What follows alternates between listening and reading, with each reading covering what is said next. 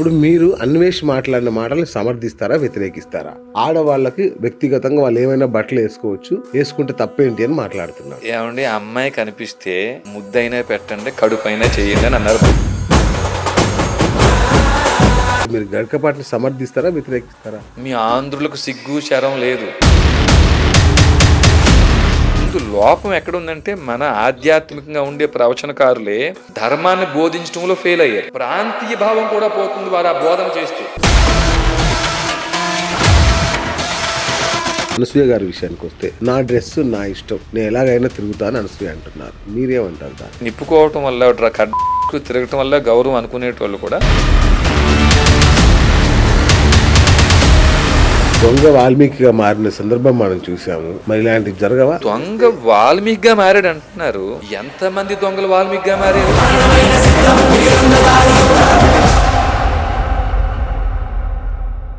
హిందూ ధర్మం మీద, హిందువుల మీద కామెంట్స్ చేయడం అనేది ఫ్యాషన్ అయిపోయిందా ఇప్పుడు?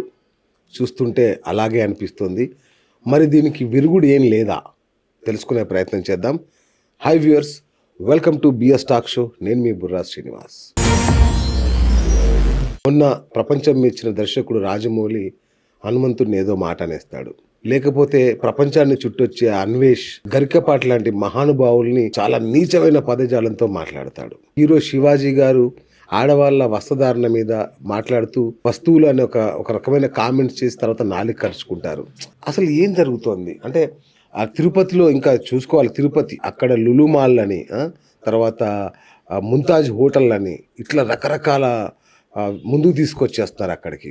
అన్య మతస్థులు కొన్ని వందల మంది తిరుమలలో పనిచేస్తానని చెప్పినా వాళ్ళ మీద ఏ ప్రభుత్వం కూడా చర్యలు తీసుకునే సాహసం కూడా చేయట్లేదు. మరి హిందూ ధర్మం ఇంత ప్రమాదంలో ఉందా, ఇంత ప్రమాదంలో పడిందా అని తెలిసి కూడా మనం మౌనంగా ఉంటున్నాం. ఏం జరుగుతుంది అసలు? మరి వీరరాఘవరెడ్డి గారి గురించి మీకు తెలుసు. రామరాజ్యం స్థాపించాలనే లక్ష్యంతో ఆయన చేస్తున్న పోరాటం మనకు తెలుసు. మరి ఈ విషయాల మీద ఆయన ఏమనుకుంటున్నారు? గత కొంతకాలంగా జరుగుతున్న అనేక వివాదాల విషయంలో ఆయన స్టాండ్ ఏంటి?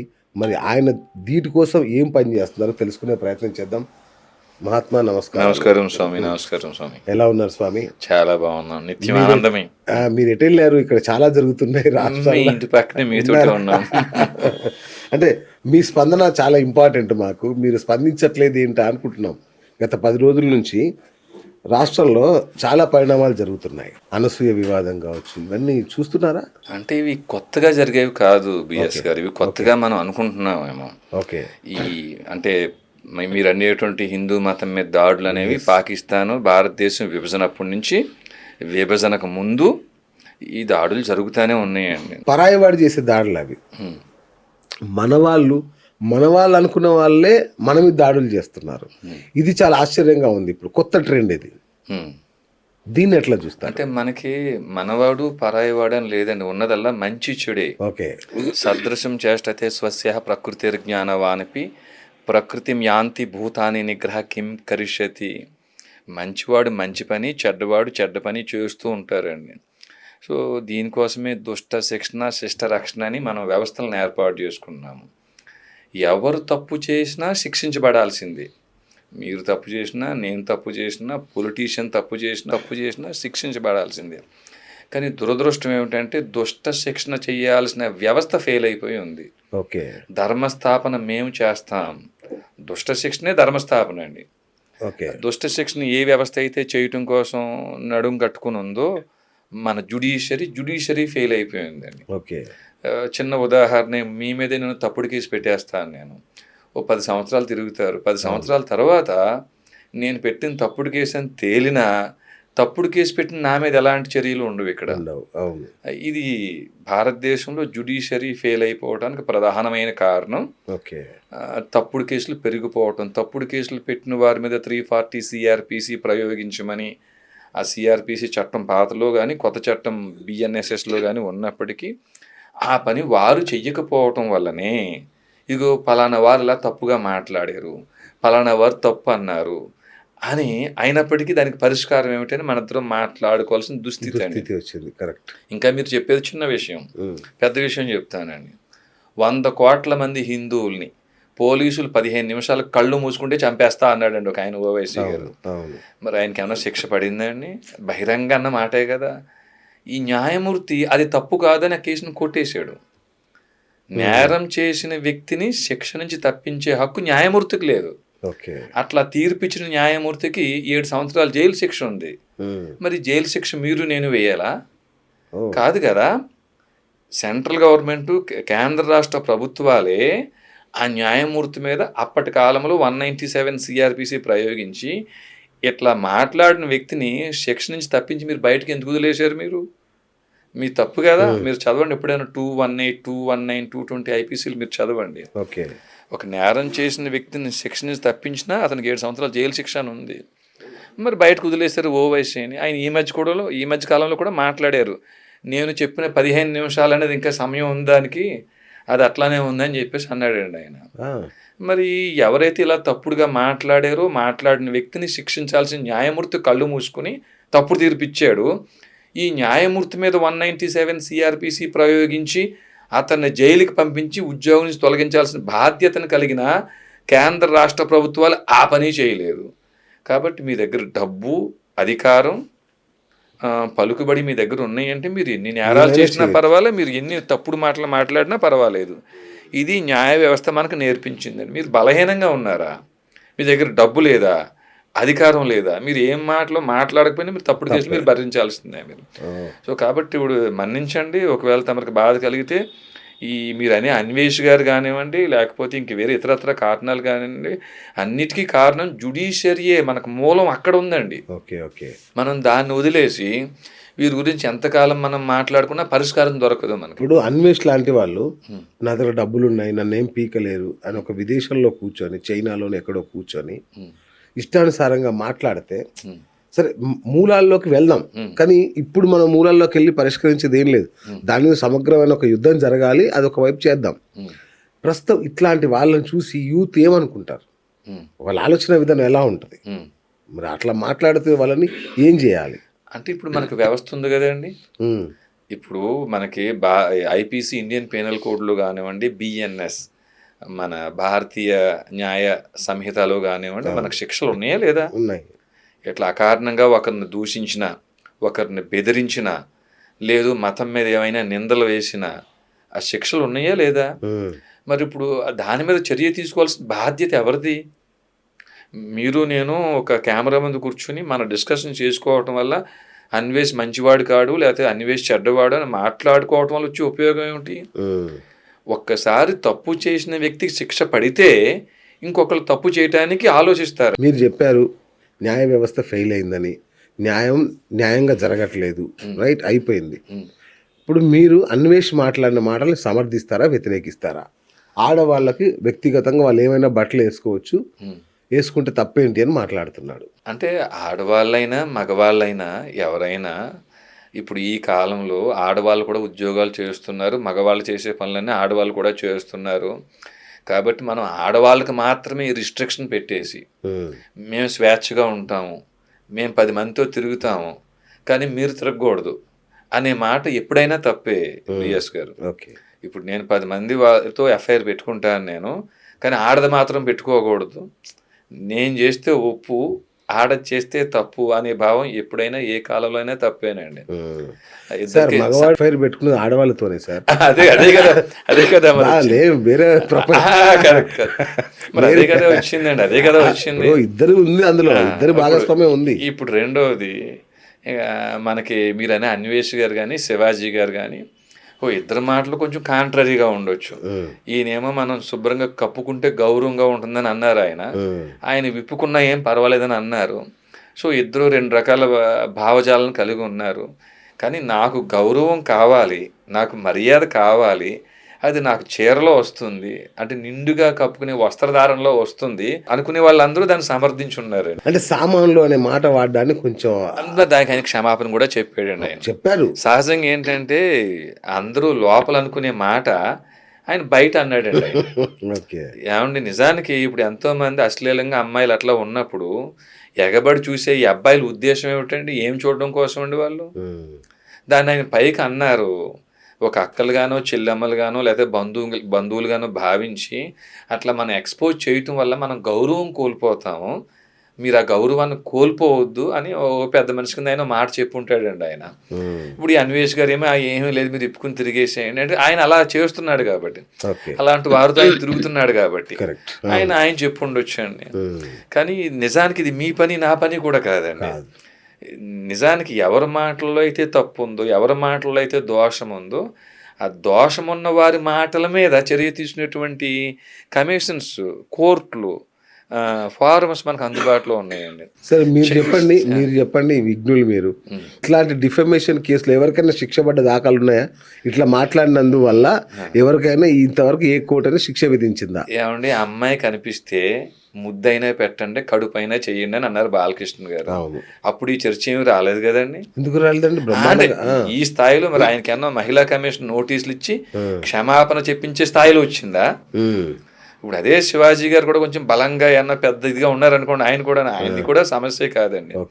అదే మాట ఏ బాలకృష్ణ గారు లాంటి వాళ్ళు చెప్తే సమస్య కాదు అది. దానికి మనం కూడా భజన చేస్తుంటాం మళ్ళీ. ఇంక రెండోది, ఇట్లా అన్న మాటలకి ఏమైనా డిఫేమేషన్ శిక్ష పడిందని మీరు అంటున్నారు అండి. ఇప్పుడే అనుకున్నాం 100 కోట్ల మంది హిందువుల్ని చంపేస్తాను పోలీసులు 15 నిమిషాలు కళ్ళు మూసుకుంటే అన్న కేసులోనే శిక్ష లేదండి. ఇంకా మీకు గొప్ప విషయం చెప్తాను మన జ్యుడిషియరీ గురించి. మీకు నన్ను చాలా మంది తిట్టుకోవచ్చు అనుకోండి, న్యాయవాదులు జడ్జిలు తిట్టుకోవచ్చు, అయినా పర్వాలేదు. మీ ఆస్తే, మీ ఇల్లే, పనికిరాని తప్పుడు డాక్యుమెంట్లు నేనే సృష్టించి మీ మీద తప్పుడు కేసు వేస్తే, వీర రాఘవరెడ్డి వేసిన కేసు తప్పుడు కేసు, అతని దగ్గర డాక్యుమెంట్లు డమ్మీ, నావే ఒరిజినల్ అని మీరు నిరూపించుకోవడం కోసం ఒక 25-30 సంవత్సరాల సమయం పడుతుంది. ఇది మన జ్యుడిషియరీ అండి ఇది. ఇప్పుడు మీరే నిర్ణయించుకోండి మీ ప్రశ్నకు సమాధానం. ఇబ్బంది ఏమీ లేదండి. మీరు ఎన్ని నేరాలు చేసినా మీరు డబ్బులు ఖర్చు పెట్టగలిగితే యూ కెన్ సర్వైవ్ అండి. ఇది మన జ్యుడిషియరీ. గరికపాటి గారు లాంటి పెద్ద ఆయన, ఇప్పుడు మీరు గరికపాటిని సమర్థిస్తారా, వ్యతిరేకిస్తారా? అంటే గరికపాటి గారు అయినా ఇంకొకళ్ళు ఎవరైనా సరే వారు చెప్పేది మనకి మంచి ఉన్నప్పుడు మనం మంచి తీసుకోవటమే. చెప్పాడు కదా, మంచి తీసుకోవటమే. మనం చెడ్డ వ్యక్తి మంచి చెప్పినా మనం మంచిని స్వీకరించటమే. మన శత్రువు మనకి మంచి మేలు బోధించినా మనం దాన్ని స్వీకరించటమే. ఇంకో రెండోది ఏంటంటే, ఈ గరికపాటి గారు, చాగంటి గారు లాంటి వారి యొక్క మౌనం అనేక అనర్థాలకు దారితీసిందండి. వారి మౌనమే ఏ సమయంలో, చాలా సమయాల్లో మీ ఆంధ్రులకు సిగ్గు శరం లేదు, మీ ఆంధ్రులకు మానవ అభిమానం లేదు, మీ జాతి రాక్షస జాతి అంటే ఇప్పటికీ ఎదుర్కొంటున్నారు అనుకోండి, అది వేరే విషయం అండి. అట్లాంటి సందర్భంలో ఇలాంటి వారే ముందుకు వచ్చి, అంటే ఎంతసేపు అమ్మ మీరు కాలికి మెట్లు పెట్టుకోండి, మెడలో మంగళసూత్రం వేసుకోండి, ఓ చున్నీ వేసుకోండి, ఓ పెద్ద జడ వేసుకోండి అని చెప్పేటువంటి వీరే కేసీఆర్ గారు లాంటి వారు అలాంటి విమర్శలు చేస్తున్న సందర్భంలో, నాయన మరి మీకు తెలుసో తెలియదో మన భాష పేరు తెలుగు కాదు, మన భాష పేరు ఆంధ్రము. సంస్కృతము, ప్రాకృతము, ఆంధ్రము, అపభ్రంశము, శూలికోక్తి, పైశాచి, మాగధి, సౌరసేని, అష్ట భాషల్లో ఆంధ్రము ఒకటి. మీరు చెప్తున్న తెలంగాణ అనే పదం వాల్మీకి రామాయణ కాలంలో కానీ మహాభారత కాలంలో కానీ లేవు.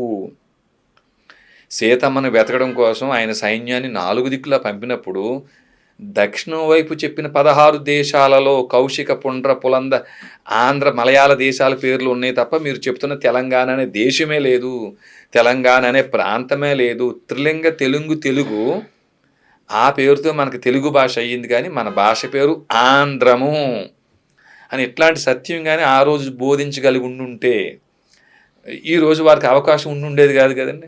కాబట్టి వారు ఇంకా పండితులు, ఇంకా మూలం మీద దృష్టి పెట్టి, ఇప్పుడు ఉద్యోగం చేస్తున్నారు కొంతమంది అమ్మాయిలు, కొంతమంది వారికి చీర కట్టుకోవడానికి వీలు పడదండి. వారు అక్కడ ఆఫీస్ కోడ్ ప్రకారంగా జీన్ ప్యాంటే వేసుకోవాలి అనుకుందాం. ఎయిర్ హోస్టెస్ ఉన్నారు, వారి యొక్క ఆ కోడ్ ప్రకారంగా వారు మిడ్డీ వేసుకోవాల్సి వస్తుంది. అక్కడ వారు కోడ్ ప్రకారంగా వారు అక్కడ ఏమో చిన్న మినిమం ఏదో ఒక బ్రా లాంటి టీ షర్ట్ లాంటి ధరించాల్సి వస్తుంది. దానికి మనం ఏం చెప్పగలుగుతామండి? మనం పాతకాలంలో లేదు కదా. కాబట్టి ఇంకా మనం పురుషాధిపత్యం పేరుతోటి మీరు ఇదే ధరించొద్దు అనే మాటల కంటే కూడా ఇంకా మూలంలోకి వెళ్ళి ఇట్లా మనకు జరిగే తప్పులు ఇవి అని కానీ స్పష్టంగా చెప్పగలిగి ఉండుంటే, అంటే ఉదాహరణకి మనం మొదట అనుకున్నామండి హిందూ ధర్మం అనే పదం వాడేమండి. అసలు హిందూ ధర్మం అంటే ఏమిటి? మీరు రాముడిని తీసుకున్నా, కృష్ణుని తీసుకున్నా, శివుణ్ణి తీసుకున్నా, దుర్గమ్మని తీసుకున్నా, ఎవరిని తీసుకున్నా వారు ఏమి సాధించారని ఇన్ని యుగాలుగా ఇంకా మనం గుర్తుపెట్టుకున్నాం. వారు చేసిన పని దుష్ట శిక్షణ, శిష్ట రక్షణ. ఆ దుష్ట శిక్షణ, శిష్ట రక్షణ ఇప్పుడు జరిగితే ఇన్ని లక్షల ఎకరాల దేవాలయాల భూములు ఎందుకు అన్యాక్రాంతం అయిపోయి ఉన్నాయండి? ఇప్పటికీ కోర్టులో కేసులు పెండింగ్ ఉన్నాయండి. మన మఠాలో పీఠాలో చేయాల్సిన బోధన ఏమిటండి? ధర్మాన్ని బోధించటం. ఈ ధర్మాన్ని ఎవరికి బోధించాలండి? ఎవరు ధర్మాన్ని తప్పారో వారికి బోధించాలి. ధర్మం తప్పింది ఎవరండి? మీకు నాకు బాగా ఇష్టమైన రాజకీయ నాయకులండి ధర్మాన్ని తప్పింది. ఏమండి? ఇప్పుడు మొన్న కేటీఆర్ గారు మాట్లాడుతూ లేదండి ఇలాగా ఫిరాయింపులు జరిగినాయి అన్నారు. మరి వారి టైంలో ఈ టీడీపీ ఎమ్మెల్యేలు అందరూ టీఆర్ఎస్లోకి వెళ్ళిపోతే అందరికీ కొంతమందికి మంత్రి పదవులు ఇచ్చారండి. ఇదే పని అక్కడ చంద్రబాబు గారు కూడా చేశారు కాబట్టి ఆ టైంలో ఆయన స్పందించలేకపోయారు. మరి ఈ ఫిరాయింపులను ఎవరు ప్రోత్సహించారండి? ఆ సమయంలో మరి ఇదే టీఆర్ఎస్ నేతలు ఫిరాయింపులు ప్రోత్సహించి ఇప్పుడు మా వాళ్ళు వెళ్ళిపోయారు, వాళ్ళ మీద వెయిట్ వేయండి అంటున్నారండి. ఆ ధర్మాన్ని వాళ్ళే ఆచరించలేదు నాయన, మీరు చేసేది తప్పు నాయన అని అప్పుడు ఆ కాలంలో మఠాలో పీఠాలు కేటీఆర్ మా శిష్యుడు, కేసీఆర్ మా శిష్యుడు, లేకపోతే చంద్రబాబు నాయుడు మా శిష్యుడు అని చెప్పుకునే పీఠాలో మఠాలు ఏమన్నా వారిని ఆదేశించడం కానీ బోధించడం కానీ చేసినాయండి. కాబట్టి ముందు లోపం ఎక్కడుందంటే మన ఆధ్యాత్మికంగా ఉండే ప్రవచనకారులే ధర్మాన్ని బోధించడంలో ఫెయిల్ అయ్యారండి. ఇంక మొదట మీరు పదం వాడారు, అసలు ముందు మనకి ఇట్లా దాడులు జరుగుతున్నాయి అని చెప్పండి. మీరు చూడండి, క్రిస్టియన్స్ చాలా ఐక్యంగా ఉంటారండి, ముస్లిమ్స్ చాలా ఐక్యంగా ఉంటారని చాలామంది చెప్తారు. ఇప్పుడు ఐక్యంగా ఉంటారని చెప్పిన ఈ క్రిస్టియన్స్, ఆ ముస్లిమ్స్ ఒకప్పుడు హిందూ మతం నుంచి వాళ్ళ తాతగారు వాళ్ళ నాన్నగారు వారు వలస వెళ్ళిన వారేవారు, మతం మారిన వారే. మరి హిందూ మతంలో ఉన్నప్పుడు లేని ఐక్యత మతం మారగానే ఎందుకు వస్తుందండి అక్కడ? దీనికి కారణం ఏమిటండి? మీరు నేను మన హైందవంలో శివాది షణ్మతాల్లో హనుమంతుడి గుడికో లేకపోతే శివుడి గుడికో రాముడి గుడికో మనం వెళ్తే మనకు జరిగేది ఏమిటండి? అక్కడ మ్యాక్సిమం దర్శనం చేసుకోవటం, బయటికి రావడం, ఇంకా లేకపోతే ఒక అర్చన చేయించుకోవటం, లేకపోతే పూజ చేయించుకోవటం, మనం బయటకు వచ్చేయటం, ఇదే కదా జరిగేది. కానీ మసీదుల్లో చర్చిల్లో వారి మతాన్ని ఎలా విస్తరించుకోవాలి, ఐక్యంగా ఎలా ఉండాలి, ఎలా అన్ని మతస్థుల్ని మనం మతం మార్చాలి అని వారు చక్కటి ప్రణాళిక వేసుకుని బోధిస్తున్నారు. ఎవరు బోధిస్తున్నారండి? అక్కడి పాస్టర్లో, అక్కడుండే ముల్లాలో, ఇమాంలో, మౌలవీలో వాళ్ళు బోధిస్తున్నారు. మరి ఈ పని మన ఆలయాల్లో అర్చక పురోహితులు ఎందుకు చేయటం లేదు ఈ పని? అంటే మన దేవాలయాలన్నీ కేవలం పూజలు పునస్కారాల కోసం మాత్రమే ఏర్పడినాయా? అసలు రాముడికి మీకు సంబంధం ఏమిటండి? రాముడికి మనకున్న బంధుత్వం ఏమిటి? కృష్ణుడికి మనకున్న బంధుత్వం ఏమిటి? దుర్గమ్మకి మనకున్న బంధుత్వం ఏమిటి? ఆ క్షేత్రానికి మన గోత్రానికి ఉన్న సంబంధం ఏమిటి? ఈ బోధించాల్సిన బాధ్యత ఎవరిదండి? ప్రాంతీయ భావం కూడా పోతుంది వారు ఆ బోధన చేస్తే. ఓకే, చిన్న కనీసం బేసిక్ నాలెడ్జ్ కూడా మన ఆలయాల్లో మనకు లభించటం లేదండి. చాలా సులభంగా చెప్పేస్తాం మనం. రాముడు ఎక్కడ వాడు అంటే అయోధ్యలో జన్మించాడు అని చెప్తున్నామండి. కృష్ణుడు ఎక్కడంటే మధుర అని చెప్తున్నామండి. ఒక విమర్శ ఉందండి, అసలు రాముడు కృష్ణుడు వీళ్ళందరూ క్షత్రియులు, విదేశాల నుంచి వలస వచ్చారు, మన దేశాన్ని స్వాధీనం చేసుకున్నారు, బ్రాహ్మణ క్షత్రియ వైశ్యులు ముగ్గురు కూడా ఇక్కడ వారు కాదు, ఎక్కడి నుంచో వలస వచ్చారని చెప్పేస్తున్నారండి. దాన్ని ఖండిస్తూ బోధన ఎక్కడ జరగాలండి? మన ఆలయాల్లో జరగాలి. మృగ మదలలామ శుభ నీతిల వర జటాయు మోక్ష ఫలదా. వాల్మీకి రామాయణంలో జటాయు శ్రీరాముడి సంభాషణ ప్రకారంగానే బ్రహ్మకు 14 మంది కుమారులు, అందులోకి ఆయన మరీచి కశ్యపుడు పుట్టాడు. కశ్యపుడికి 8 మంది భార్యలు, 8వ భార్య పేరు మను. ఈ మనుకి బ్రాహ్మణ క్షత్రియ వైశ్య శూద్రులు జన్మించారు అని చెప్పుంది. అది నిజం చేస్తూ బ్రాహ్మణుల్లో కాశ్యప గోత్రం, క్షత్రియుల్లో కాశ్యప గోత్రం, వైశ్యుల్లో కశ్యప గోత్రం, శూద్రుల్లో రెడ్డి, కమ్మ, కాపు, మాల, మాదిగ, కమ్మరి, కుమ్మరుల్లో కాశ్యప గోత్రం, మన అందరూ బంధువులమే అని చెప్పే బోధన ఆలయాల్లో జరిగితే ఈ విమర్శకు తావెక్కడుందండి? బ్రాహ్మణ క్షత్రియ వైశ్య శూద్రులు వేరు అనే విమర్శకు తావెక్కడుంది? కాబట్టి ప్రధానమైన బోధన జరగకుండా అక్కడ మీరు కానీ నేను కానీ వేరే మీడియా వారు కానీ ఎంత పరిశ్రమించి ఎంత చర్చలు మనం పెట్టుకున్నా పెద్ద ఉపయోగం ఏముంది? అంటే అట్లా చేసే గరికపాటి లాంటి వారిని అవమానిస్తున్నారు కదా, బయటకు వచ్చిన వాళ్ళ అవమానించుకుంటూ. గరికపాటి గారు కూడా బోధన చేయలేదు కదా, ఆయన చేసిన ఎన్ని ఉన్నాయి మరి? గరికపాటి గారు ఏం చెప్తున్నారు? రామాయణం చెప్తూ ఇలా ఉండాలని చెప్తున్నారు గరికపాటి గారు. గరికపాటి గారు కూడా చతుర్వర్ణాల వారు ఒక తల్లి పిల్లలే గోత్రం ప్రకారంగా. ఇదిగో రెడ్డిల్లో పైడిపాల గోత్రం ఉంది, పోతం శెట్టి ఇంటి పేరుతో. కాపుల్లో పైడిపాల గోత్రం ఉంది, పాటం శెట్టి ఇంటి పేరుతో. చౌదరీస్లో పైడిపాల గోత్రం ఉంది, కంబంపాటి ఇంటి పేరుతో. మంగల్లో కూడా పైడిపాల గోత్రం ఉంది, పసుపులేటి ఇంటి పేరుతో.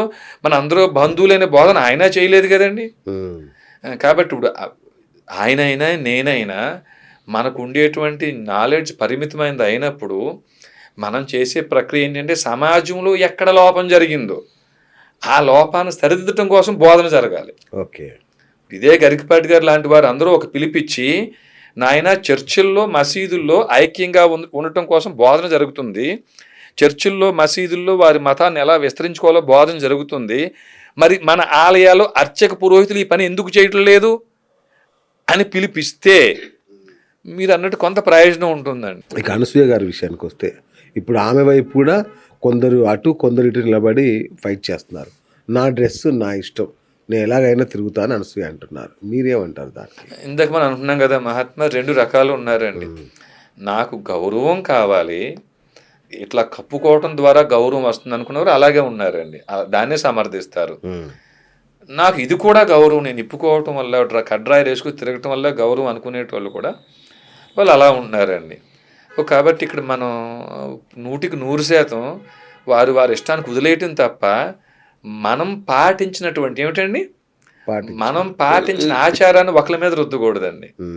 ఇప్పుడు మనం పాటించే మరి సంస్కృతి ముందుకెలా వెళ్ళడం అంటే, సంస్కృతి అంటే ఏమిటండి, మన ఆచారాలు, మన ఆచార ధర్మం అంటే ఏమిటండి. ఏ రాముడిని అయితే మనం గౌరవిస్తున్నామో, ఏ రాముడిని అయితే మనం పూజిస్తున్నామో ఆ రాముడు నడిచిన మార్గంలో నడవగలగటమే సంస్కృతి అండి. మరి రాముడు ఏం చేశాడండి, జీవితాంతం త్యాగం చేశాడు ఆయన. ఈ త్యాగం మనం చేయగలమండి? ఒక 4 సెంట్లు పొలం మనకేమైనా వాటర్ తక్కువ వస్తే అన్నగారి మీద తమ్ముడి మీద కేసు చేసేస్తాం. ఒక 4 అడుగులు తక్కువ వచ్చింది అనుకోండి, మనం ఒప్పుకోమండి. ఆయన జీవితాంతం త్యాగం చేశాడండి ఆయన. సత్యహరిశ్చంద్రుడు ఈ రోజుకి ఇన్ని యుగాలు అయిపోయినా మనం గుర్తుపెట్టుకున్నామంటే అండి, 6 స్వరములు వరరాగమని కోదండాన చేతబూని అంత శక్తి కలిగి విశ్వామిత్రుడిని నామమాత్రంతో విశ్వామిత్రుడిని సర్వనాశనం చేసేటువంటి శక్తి కలిగిన సత్యహరిశ్చంద్రుడు. ఏమిటండి, 14 భువనాలని ఏకీకృతం చేసేటువంటి ఆయుధాలు కలిగిన రామచంద్రమూర్తి. వారి కష్టాలనే ఓర్చుకుంటూ జీవితాంతం ప్రయాణం చేశారు. ఇన్ని యుగాలైనా మనం శివుడినైనా, దుర్గమ్మనైనా, వినాయకుడినైనా, కుమారస్వామినైనా జీవితాంతం వారు చేసిన త్యాగాలు, వారు చేసిన దుష్ట శిక్షణ శిష్ట రక్షణ ఆధారంగా మనం ఇన్ని యుగాలైనా వారిని పూజిస్తుంటే, ఇప్పుడు మరి మనం శరీర సుఖాలు కోరుకొని నాకు ఇంకో 4 బిల్డింగ్లు కావాలండి, మా పిల్లల్ని అమెరికా పంపించాలండి, లేకపోతే జపానో జర్మనో రష్యా పంపించాలండి అని మన శరీర సుఖాల కోసం కోరుకొని కోరికలతో పూజలు చేసేటువంటి తత్వాన్ని సనాతన ధర్మం అంటే తప్పండి. అది సనాతన ధర్మం అంటేనే దుష్ట శిక్షణ శిష్ట రక్షణ. ఇది లేకుండా కేవలం మరి మనం ఈ బట్టలు కట్టుకోవడం ద్వారా సంస్కృతి అంటే మాత్రం దాన్ని మనం ఒప్పుకోవాల్సిన పని లేదు. అన్వేష్, పంచ కట్టుకుంటున్నారా మీరు? పంచ కట్టుకున్నప్పుడు చెప్పండి, వాళ్ళు చీర కట్టుకుంటారు అంటున్నాడు, దాన్ని ఏమంటారు? మరి సహజంగానే మనం వారిని ఎప్పుడైతే మనం బంధించి మన సనాతన సంప్రదాయం ప్రకారంగా మీరు ఇలాంటి బట్టలు చీరలు ధరించండి, మీరు ధోతీలని మనం చెప్తున్నామా, మనం మరి అదే సంప్రదాయం ప్రకారంగా మనం కూడా పంచే కట్టుకోవాలి, మన పూర్వీకులు అదే కదండి మరి. కాబట్టి ఆయన అన్న మాటలో తప్పు అయితే ఏమీ లేదండి, మనం ఆచరించుకొని ఇంకొకరికి చెప్పకూడదు. సార్, ఇప్పుడు అనసూయ గారు నా బట్టలు నా ఇష్టం, నేను ఎలా ఉన్నా కూడా మీలో ఫీలింగ్స్ కలగొద్దు, మీరు ఎట్లా పడితే అట్లా మేము అట్లే ఉంటాను నేను, మీలో మాత్రం ఎలాంటి ఫీలింగ్స్ కలగొద్దు అంటున్నారు.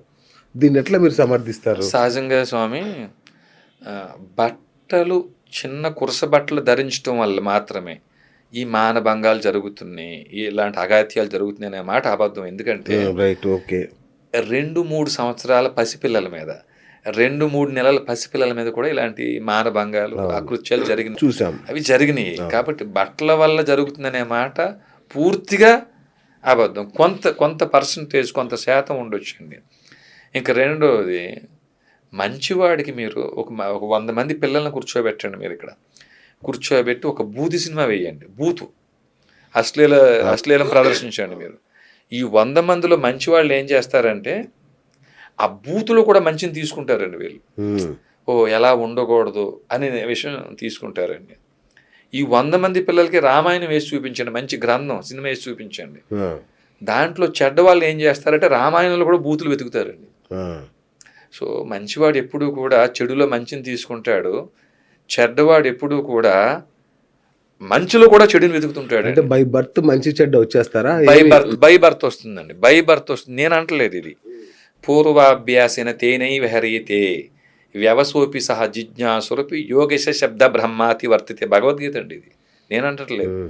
మీరు పూర్వజన్మలో ఏ యోగాన్ని కలిగి ఉన్నారు, ఈ జన్మలో అప్రయత్నంగా ఆ యోగం వైపు, పూర్వజన్మలో ఏ యోగాన్ని కలిగి ఉన్నారు ఆ యోగం వైపే నెట్టబడతారటండి. ఇప్పుడు ఉదాహరణకి ఇప్పుడు దుర్యోధనుడు ధర్మరాజు పుట్టారు అనుకుందాం. ఇద్దరూ ఒకే ఇంట్లో ఒకే తండ్రికి జన్మించిన ధర్మరాజు పూర్వజన్మలో ఏ అభ్యాసాన్ని కలిగి ఉన్నాడో అభ్యాసాన్ని కోల్పోడండి ఆయన. దుర్యోధనుడు పూర్వజన్మలో ఏ అభ్యాసాన్ని కలిగి ఉన్నాడో ఆ అభ్యాసాన్ని ఆయన కోల్పోడండి. సో కాబట్టి మీరు సరిగ్గా పెంచలేదు పిల్లల్ని, గురువు సరిగ్గా విద్య నేర్పించలేదు, ఈ మాట అబద్ధం అండి. 100 మంది పిల్లలకి ఒకటే గురువు పాఠం నేర్పించినా ఈ పాఠం 100 మందికి 100 రకాలుగా అర్థమవుతుంది. ఎలా ఉన్నా ఈ బోధన చాగంటి చెప్పేవి మీరు చెప్పేవి ఏమి వేస్ట్ అంటారు. ఇక సహజంగా వాడు చెడ్డవాడే కాబట్టి చాగంటి గారు కానీ లేకపోతే మీరు కానీ నేను కానీ ఇంకెవరైనా కానీ ఏ నియమాన్ని ఏ పని చేయటం కోసం మనం పాత్ర తీసుకున్నామో ఆ పని చేస్తుంటామండి. అలాగే వినేటోళ్ళు కూడా మంచివారు దాంట్లో మంచిని తీసుకుంటారు, చెడ్డవారు చెడుని తీసుకెళ్తారండి. వారిది వేస్ట్ అని అంటలేదు, దాంట్లో కూడా మంచిని తీసుకునేవారు ఉంటారు. మంచివారు మాత్రమే మంచిని తీసుకుంటారు. స్వతహాగా చెడ్డ లక్షణం కలిగిన వారు చెప్పే బోధనల మంచిలో కూడా చెడే తీసుకుంటారండి వారు. ఇప్పుడు దొంగ వాల్మీకిగా మారిన సందర్భం మనం చూసాము. మరి ఇలాంటివి జరగవా? మీరు ఇట్లా వాల్మీకిగా మారాడు అంటున్నారు. ఎంతమంది దొంగలు వాల్మీకిగా మారారు? ఒకవేళ మారినా ఏ దొంగ వాల్మీకిగా మారటానికి అవకాశం ఉండేటువంటి లక్షణాన్ని పుణికి పుచ్చుకుని జన్మ తీసుకున్నారో వారు మారుతారండి. వారి కోసమే మీరు చెప్పేటువంటి గరికపాటి గారు కానీ చాగంటి గారు కానీ లేకపోతే తమబోటి వారు చేసే ప్రయత్నం కానీ దానికి ఉపయోగపడుతుందండి. దానికి ఎవరైతే ఉదాహరణకి దుర్యోధనుడు ఉన్నాడండి, మరి కృష్ణుడు చెప్తే మారాడండి దుర్యోధనుడు? ద్రోణుడు చెప్తే మారేరా? భీష్ముడు చెప్తే మారాడా? రావణాసురుడు ఉన్నాడండి, విభీషణుడు చెప్తే మారాడండి అయ్యా? మరి ఒకే తండ్రికి పిల్లలు కదండి వాళ్ళు. మరి విభీషణుడు ఏమైనా చెడ్డవాడయ్యాడా? మంచి లక్షణాన్ని కలిగి జన్మ తీసుకున్నాడు ఈయన, ఆయన చెడు లక్షణాన్ని కలిగి ఆయన జన్మ తీసుకున్నారు ఆయన. కాబట్టి ఇప్పుడు ఆ చెడ్డవారు మారతారు అనే లక్షణాన్ని కలిగి ఉన్నారు అనేది వారు పుట్టుకైతే వారు మారచ్చు. దుర్యోధనుడికి ఆ పుట్టుకలో లేడండి ఆయన. మరి దుర్యోధనుడు కూడా మంచివాడిగా మారాలి కదా. కృష్ణుడే స్వయంగా రాయబారానికి వెళ్తే ఎందుకు ఆయనలో మార్పు రాలేదు? హనుమంతుడు వెళ్ళాడండి బోధించడానికి. ఎవరికి? రావణాసురుడు బోధించడానికి. హనుమంతుడు అంటే ఎవరటండి? చదువులన్నీ తెలిసి శంకరాంశుడై సదయుడా సుఖ సంభవుడు మృక్క. ఆ చదువులన్నీ తెలిసిన శంకరుడు హంసే ఈ హనుమంతుడు అటండి. ఆయన చెప్తేనే రావణాసుడు మారలేదటండి. రాముడు వింటాడండి, మీరు చెప్పినా వింటాడు, నేను చెప్పినా వింటాడు, రావణాసురుడు విండండి, ఎన్ని జన్మలు ఎత్తినా విండండి. అలా కాదండి. జై విజయులు కథ ఒకటి ఉందండి. ఆ జై విజయులే రావణాసురుడుగా, కుంభకర్ణుడుగా, తర్వాత హిరణ్యకశిపుడుగా, హిరణ్యాక్షుడిగా జన్మలు జరిగినాయి కదండి. కాబట్టి జై విజయులకి ఆ శాపం ఉంది కాబట్టి ఇలా తయారయ్యారు అంటారండి. అసలు జై విజయులకి ఆ లక్షణం ఉండబట్టే, అహంకార ప్రవర్తన లక్షణం ఉండబట్టే కదా వారు మునులతో గొడవ పెట్టుకోవటం. వారికే సత్వగుణం ఉందనుకోండి, తమో గుణం కాకుండాను ఆ మునులు శాపానికి గురేవాల్సిన అవసరం ఎందుకు వచ్చిందండి ఇప్పుడు వారికి? అసలు ఎవరైనా చెప్పేటోళ్ళు జయ విజయులు వైకుంఠ ద్వారానికి కాపలాదారులకి ఎలా వచ్చారు? ఆ ముందు చరిత్ర ఏమిటి? అది తెలియదు. వీరు బ్రహ్మ సృష్టి అవతల వారా ఇవతల వారా? అది తెలియదు. బ్రహ్మ 14 మంది కుమారులు తర్వాత సంతత, లేకపోతే బ్రహ్మ సృష్టి కంటే ముందే ఈ జై విజయులు ఉన్నారా? ఇది స్వరార్ణ వల్ల ఉందండి. వీరు స్వరార్ణంలో చెప్పబడింది జై విజయులు కూడా ఎక్కడికి వెళ్తే రాజభోగాలు దొరుకుతాయి మనకి అని గ్రహించి మరి బ్రహ్మదేవుడు వరం పొంది అక్కడ పోస్ట్ కొట్టేశారండి వీళ్ళు. ఇప్పుడు నేను ఐపీఎస్ అయితే చక్కగా కొంచెం సుఖంగా బతకొచ్చు, ఒక జడ్జి అయితే సుఖంగా బతకొచ్చు, ఇవన్నీ కాదు ఒక మినిస్టర్ ఎమ్మెల్యే అయితే సుఖంగా బతకొచ్చు. ఏమండి? అవును. ఎలా అయితే మనం శరీరాల సుఖాలు కోరుకుని ఆ పోస్టులు ఆ పదవులు ఎంపిక చేసుకున్నామో, అలాగే వారు కూడా ఎంపిక చేసుకున్నారు. నాన్ వెజ్ అయితే ఒక అడుగు ఇంకో ముందుకేసి దేవతల్ని కూడా అవమానించాడు. హ్మ్. సరే గరికపాటి వీళ్ళు మనుషులు అనుకుందాం. హ్మ్. దేవత సరస్వతి దేవి వాళ్ళ గురించి కూడా చులకనగా మాట్లాడాడు. హ్మ్. దాన్ని ఎట్లా తీసుకోవాలి? మనకి ఎక్కువ స్వేచ్ఛ ఉంది కదండి. ఆ, ఇప్పుడు మీరు ఎన్ని తప్పులు చేసినా, ఎన్ని తిట్లు తిట్టినా, మనం ఏమన్నా మన కులాన్ని అంటే మనం ఏమన్నా స్పందిస్తాం తప్పించి, ఉమ్, మనం మన ఆచారాన్ని, మన పూర్వీకులు వాళ్ళన్నా మనం ఏం పట్టించుకోం కదండి. ఉమ్, ఇప్పుడు మీరు చెప్తున్న సరస్వతి కానీ, బ్రహ్మ కానీ, లేకపోతే శివుడు కానీ, దుర్గమ్మ కానీ, రాముడు కానీ, అసలు వీళ్ళందరూ మనకు పూర్వీకులని మనకు ఎవరికైనా తెలుసా మనకి? కాబట్టి మనలో ఎలాగ ఐక్యత లేదు కాబట్టి ఉమ్. వాళ్ళు అంటారండి. అలా చాలామంది అన్నారు, భవిష్యత్తులో కూడా ఇంకా అంటారండి. అంటారు మనం సహిస్తూ మనం చూస్తూ గట్టిగా అయితే ఏం చేస్తామండి? బంగ్లాదేశ్లో ఒక హిందువుని కాల్చి చంపేశారు ప్రాణాలతో ఉండగానే అన్న అమ్మాయిలనండి, పడుచుల్ని తల్లిదండ్రుల ముందే లేకపోతే భర్తల ముందే మానభంగాలు చేస్తూ వారి యొక్క లోదుస్తులు ప్రదర్శించి ఎంత అఘాయిత్యాలు చేసినా మనం గట్టిగా ఏం చేస్తామండి? క్యాండిల్ ర్యాలీ, కొవ్వొత్తులు ప్రదర్శన, ఇంక లేకపోతే ఏదో మేము ఖండించామని చెప్పి అంటాం తప్పించి పెద్ద ఉపయోగం ఏమీ లేదు కదండి. అవును. ఇప్పుడు ఇదే మీకు అన్ని మతస్థుల మీద అలాంటి విమర్శ జరిగిందనుకోండి, వారికి యూనిటీ ఉందండి, వెంటనే ఎవరు వెళ్ళి లేపేస్తారండి వాళ్ళని. అట్లాంటి ఏర్పాట్లు మనకు లేవు కదండి మనకి. కాబట్టి వారంటే మనం భరించాల్సిందేనండి. ఇంకా మహా అయితే హిందువులు మేల్కొండే మేల్కొండే మేల్కొండ అని పిలిపిస్తాం మనం.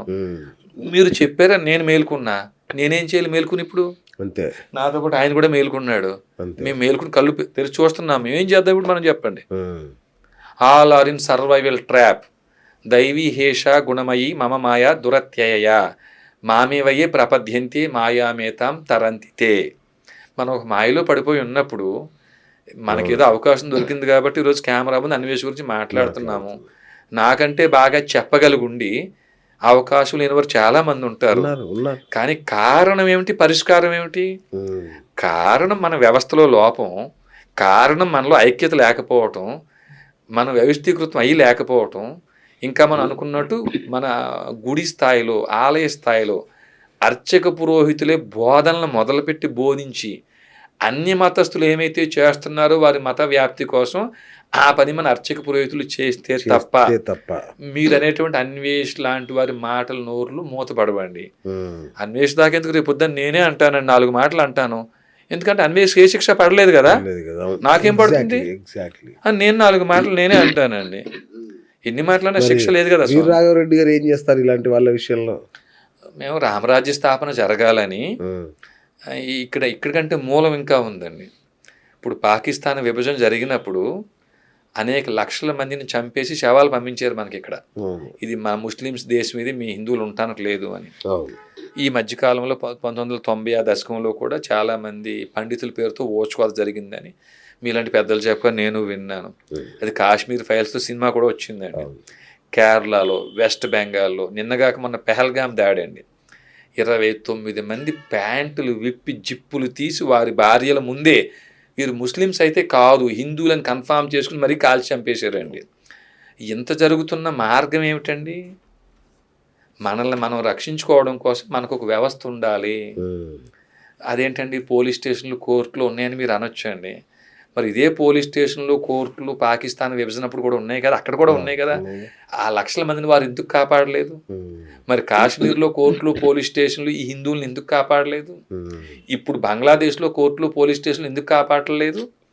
కారణం ఏమిటంటే వారు పరిమిత స్థాయిలో ఉన్నారండి. వారు కూడా సర్వైవల్ ట్రాప్, బతుకు తెరుగు కోసమే వారు చాలామంది ఆ యూనిఫామ్ ధరించి ఉన్నారు. ఎక్కడో 100లో 2 3 దేనికోసమైనా సాహసం కోసం సిద్ధపడ్డ పై ఆఫీసర్ ఒప్పుకోవాలి కదా. మళ్ళీ పై ఆఫీసర్ ఒప్పుకోవాలి కదా. వారికి ఆ స్వేచ్ఛ ఏముంటుందండి? కాబట్టి మనకి భగవద్గీత 18వ అధ్యాయం 43వ శ్లోకం ఒకటి ఉందండి. శౌర్యం తేజో దుర్తిర్దాక్ష్యం యుద్ధే చాప్య పలాయనం దానమీశ్వర భావచ్చ క్షాత్రం కర్మ స్వభావజం అని. ఇలాంటి లక్షణాలు కలిగిన క్షాత్రం కలిగిన వారు ఎవరున్నారో వారిలో ఊరికి ఒక్కరిని ఎంపిక చేసి వారి పోషణ బాధ్యత ఆ ఊరే చూసుకుంటే 2 రాష్ట్రాల్లో 27,800 గ్రామాలు ఉన్నాయి.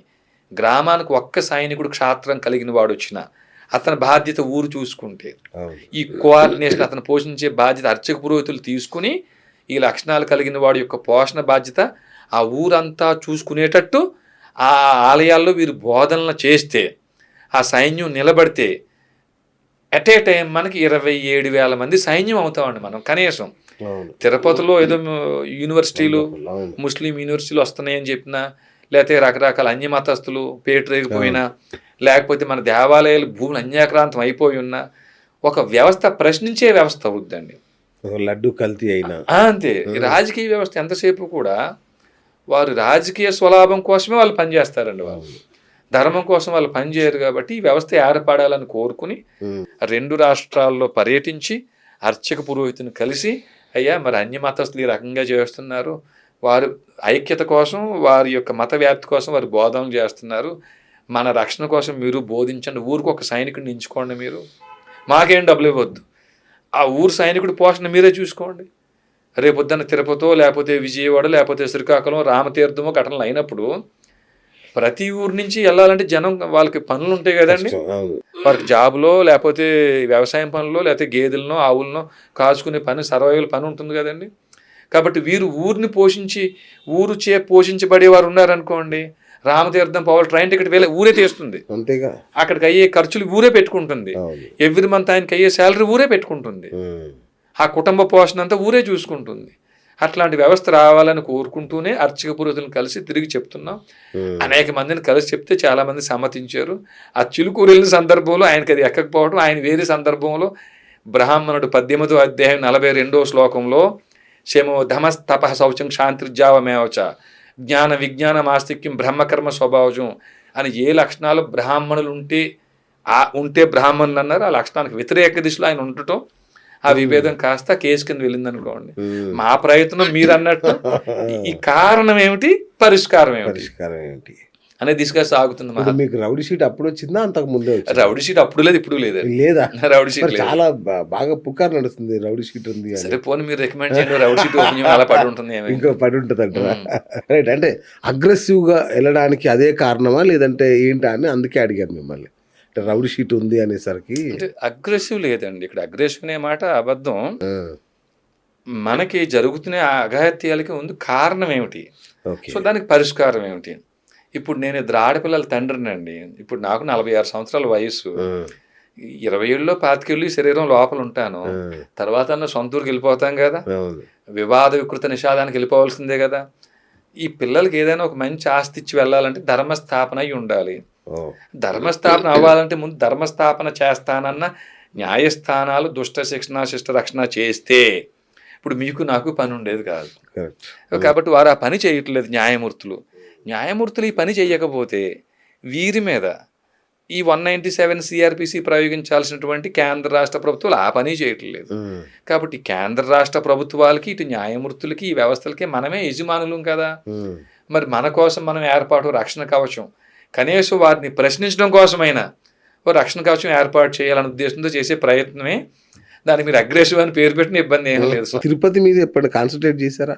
అంటే మనకు వాటికన్ సిటీ లాంటిది అది తిరుపతి అనేది, తిరుమల అనేది, కానీ అక్కడ ఏదో జరుగుతుంది, మీకు ఏమైనా అర్థమవుతుందా? శ్రీ వెంకటేశ సుప్రకాశ సర్వోన్నత సజ్జన మానస నికేతన కనకాంబరధరల సన్మకుట కుండల విరాజిత హరే యనుచుని పొగడగ త్యాగరాజగేయుడు మానవేంద్రుడైన రామచంద్రుడు సమయానికి తగు మాటలాడిని. తిరుపతి గురించి మా పెద్ద ఆయన చెప్పిన మాట అండి ఇది. అంటే తిరుపతి గురించి అంత గొప్పగా చెప్పాడండి ఆయన. మీరు చెప్పే వాటికన్ సిటీ చాలా చిన్న పదం, ఇంకా గొప్పగా చెప్పాడండి ఆయన. తిరుపతి మూలం ఏమిటంటే అండి, రాముడు జన్మించింది అయోధ్య అని చెప్తున్నాం కదా మనం. శ్రీ మహావిష్ణువు 7వ అవతారం కదండి. శ్రీ మహావిష్ణువు మొట్టమొదటి అవతారం మత్స్య అవతారం తిరుపతి దగ్గర నాగులాపురం అండి. తిరుపతి దగ్గరే నాగులాపురం మొదటి అవతారం. నాకు ఇంకొక డౌట్, వెంకటేశ్వర స్వామి దశావతారాల్లో లేడు కదా, ఉన్నారు. మరి నన్ను విష్ణుమూర్తి ఎలా చూస్తారు? ఉన్నారండి. ఇప్పుడే చూడండి, శ్రీ వెంకటేశ సుప్రకాశ సర్వోన్నత సజ్జన మానస నికేతన కనకాంబరధరల సన్మకుట కుండల విరాజిత హరే యనుచునే పొగడగ త్యాగరాజగేయుడు మానవేంద్రుడైన రామచంద్రుడు. ఆ రామచంద్రుడు వేరే కాదు, ఈ వెంకటేశ్వర స్వామి వేరే కాదని చాలా కేటగారికల్గా డినోటెడ్ అండి. ఉమ్, అంటే మీరు నేను మాట్లాడుకునే కంటే కూడా వేదాలు 4 వేదాలు జీర్ణం చేసుకున్న ఆయనండి ఈయన. శమన వైరి కీర్తన మనకు అప్పచెప్పింది ఆయన. కాబట్టి వెంకటేశ్వర స్వామి దశావతారాల్లో లేనిది మన భ్రమ. మొదటి అవతారం మత్స్యావతారం తిరుపతి దగ్గర నాగులాపురం, మన ఆంధ్రప్రదేశ్లో ఉందండి. రెండో అవతారం కూర్మావతారం మన తూర్పుగోదావరి జిల్లా అంతర్వేది అండి. ఉమ్, అంతర్వేది, థాయిలాండ్ ప్లస్ శ్రీకూర్మ 3 కలిపి రెండో అవతారం సాక్ష్యాలుగా ఉన్నాయండి. అంటే పెద్ద కథ అది. సముద్రానికి ఒక అవతల గట్టునేమో రాక్షసులు, యువతల గట్టున దేవతలు నిలబడి క్షీరసాగరాన్ని చిలికేరు అన్న కథ మూలంగా థాయిలాండ్ ఎయిర్పోర్ట్లు ఇప్పటికీ అక్కడ మన క్షీరసాగర మదనం ఆ శిల్పాల ఆకృతులని చెక్కబడి ఉన్నాయండి. ఓ, థాయిలాండ్ వెళ్ళి మీరు ఎవరైనా పూర్వీకులను అడిగారు అనుకుని వాళ్ళు చెప్తారు క్షీరసాగర మదనం ఇక్కడ జరిగిందంటారండి. ఉమ్, అంతర్వేది వెళ్తే ఇక్కడ జరిగిందంటారు. 2 నిజాలే అండి. ఓకే ఓకే, శ్రీకూర్మం తల కనపడింది అంటారు శ్రీకాకుళం, అది కూడా నిజమే. ఆ, 3 నిజాలే. ఓ, అంటే అంత పెద్ద ప్రాజెక్ట్ క్షీరసాగర మదనం అది. అప్పుడు అంత పెద్ద పెద్ద మనుషులు ఉండేవారని మనం భావించాల్సి వస్తుందండి. సో 3వ అవతారాన్ని సాక్ష్యంగా తిరుపతి ఉందండి. ఉమ్, మనం తిరుపతి అంటున్నాం కదా, తిరుపతికి అసలు పేరు ఆదివరాహ క్షేత్రము. ఉమ్, తిరుపతి అసలు పేరు ఆదివరాహ క్షేత్రము. క్షేత్రం, ఓకే, ఇది తిరుపతి. అంటే 3వ అవతారానికి సాక్ష్యంగా తిరుపతి ఉందండి. ఉమ్, 4వ అవతారం సాక్ష్యంగా అహోబిల క్షేత్రం ఉంది. ఉమ్, ఇప్పుడు ఉంది కదా నృసింహావతారం అంటాం కదా మనం, ప్రహ్లాద బడయి ఉంది కదా. 4వ అవతారం కూడా ఆంధ్రప్రదేశ్లో ఉంది. 5వ అవతారం అండి వామన అవతారం మహాబిల క్షేత్రం. అప్పటి మహాబిలమే ఇప్పుడు అహోబిల క్షేత్రం. ఓకే, ఈ 5 అవతారాలు ఆంధ్రప్రదేశ్లోనే ఉన్నాయి. అంత ప్రాముఖ్యత తిరుపతి చుట్టూ జరిగింది. అట్లాంటిది 6వ అవతారం ఏమో మనకి పరశురాముడు అండి, జమతగ్ని గోత్రుడు. ఉమ్, ఈ వరుస ఆంధ్ర బోర్డర్లో ఉండే మహేంద్రగిరి దగ్గర ఇప్పటికే స్థల పురాణం ఉందండి. ఓకే, 7వ అవతారం రాముడు, 8వ అవతారం కృష్ణుడు, 9వ అవతారం వెంకటేశ్వర స్వామి అండి. 9వ అవతారం ఏమిటండి? వెంకటేశ్వర స్వామి, వెంకటేశ్వర స్వామి. 10వ అవతారం కల్కి. ఓకే, బుద్ధుడు అంటారు, బుద్ధుడు కాదండి. ఉమ్, అయితే కొంతమంది లక్ష్మణ్ని కూడా యాడ్ చేస్తారు, కాదండి. మీరు లక్ష్మణుని యాడ్ చేస్తే మళ్ళీ ఇక్కడ బలరాముడిని యాడ్ చేయాల్సి వస్తుంది మళ్ళీ, కాదండి. సో 9 అవతారాలు చరిత్ర ఇదే అండి. ఓకే, కాబట్టి తిరుపతిలో తమరు అడిగారు ఇట్లాంటి అగాయిత్యాలు జరుగుతుంది మీకు దృష్టి ఉందా అని చెప్పేసి. ఎంత చరిత్ర చెప్పి నేను అక్కడ వచ్చి ఏర్పాడై ఇస్లామిక్ యూనివర్సిటీలు కానివ్వండి, లేకపోతే ముస్లిమ్స్ హోటల్స్ కానివ్వండి, ఏమైతే వారు ఏం చేస్తున్నా కూడా వారికి రాజ్యాంగబద్ధంగా హక్కు ఉందండి. ముస్లిమ్స్కి, ఉమ్, హిందువులకు హక్కు లేదు. ఓకే, వారి యొక్క మతాన్ని విస్తరించుకోవడం కోసం, మతాలను పెంచుకోవడం కోసం వారికి ప్రాథమిక హక్కుల్లోనే ఆర్టికల్ 30 పేరుతో వారి హక్కు ఉందండి. వారికి హిందువులకి ఎక్కడ హక్కు ఉంది? ఉమ్, రాజ్యాంగబద్ధమైన హక్కు హిందువులకు లేదండి భారతదేశంలో. ముస్లిమ్స్ క్రిస్టియన్స్కి ఉందండి. కాబట్టి వారు ఎంతైనా చేసుకోవచ్చండి. దాన్ని మాట్లాడే హక్కు మీకు లేదండి. అది ఎన్టీఆర్ గారి హయాంలో ఉమ్, తిరుమలలో కానీ తిరుపతిలో కానీ అన్య మతస్థులకు సంబంధించి ఏం జరగకూడదని ఉమ్, ఆయన ఒక చట్టం తీసుకొచ్చారు కదా, ఉమ్, ఉమ్. అయినా ఎందుకు జరుగుతుంది? అయితే ఒకటేంటంటే అండి, అక్రమ చర్చిలు. ఎన్టీ రామారావు గారు చట్టం తెచ్చిన, ఉమ్, రేపొద్దున చంద్రబాబు గారు లేకపోతే జగన్ గారిలో చట్టం తెచ్చిన, ఈ చట్టాలు రాజ్యాంగం ముందు నిలబడవండి. ఇవి ఓకే, ఎందుకు నిలబడవంటే ఆర్టికల్ 25 నుంచి ఆర్టికల్ 30 వరకు ఓకే, ఓకే, మీరు రండి, మా భారతదేశం రండి, మా హిందువుల్ని మతం మార్చండి, మా హిందువులను రండి, మీరు మతాన్ని బోధించండి, మమ్మల్ని మతం మార్చండి అని రాజ్యాంగంలో ద్వారాలు తెరిచిపెట్టాం మనం. ఉమ్, ఇక మీరు చట్టం గురించి మాట్లాడుతున్నారు స్వామి తమరు. భారత రాజ్యాంగమే హిందూ ద్రోహ రాజ్యాంగం, ఉమ్, నా మాట కూడా కాదండి. మీకు అవకాశం ఉన్నప్పుడు చూడండి. రిటైర్డ్ సిబిఐ డైరెక్టర్ నాగేశ్వరరావు గారు అని, ఆయన ఒరిస్సా క్యాడర్ డైరెక్టర్ జనరల్గా చేసి సిబిఐ డైరెక్టర్గా రిటైర్ అయ్యారు. Okay, for ever kind information, ఆయనకు సొంత ఇల్లు కూడా లేదండి. ఉమ్, రిటైర్ అయ్యాక వచ్చిన డబ్బులతో ఏదో అపార్ట్మెంట్ కొనుక్కున్నారండి ఆయన. 1998 నుంచి మోహన్ భగత్ గారు ఆర్ఎస్ఎస్లో కార్యదర్శిగా ఉన్నప్పటి నుంచి, అయ్యా మీరు హిందువులకి ఏమైనా చెయ్యాలి అంటే భారత రాజ్యాంగంలో ఆర్టికల్స్ 25 నుంచి ఆర్టికల్ 30 వరకు అమెండ్మెంట్ చేయాలి.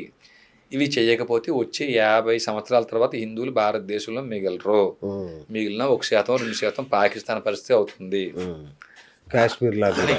అప్పటి నుంచి ఇప్పుడు దాకా వారు ఆర్ఎస్ఎస్ బీజేపీ పెద్దల చుట్టూ తిరిగి తిరిగి తిరిగి ఆయన కాళ్ళు అరిగిపోయి ఇంకా రిటైర్ అవ్వక ముందే ఆయన ఒక సభ కూడా పెట్టి ఒక తీర్మానం చేపించి పంపించాడండి. ఆయన ఎవరికి మోడీ గారికి ఇచ్చాడండి. ఆయన ఆర్ఎస్ఎస్ పెద్దలకి ఇచ్చారు.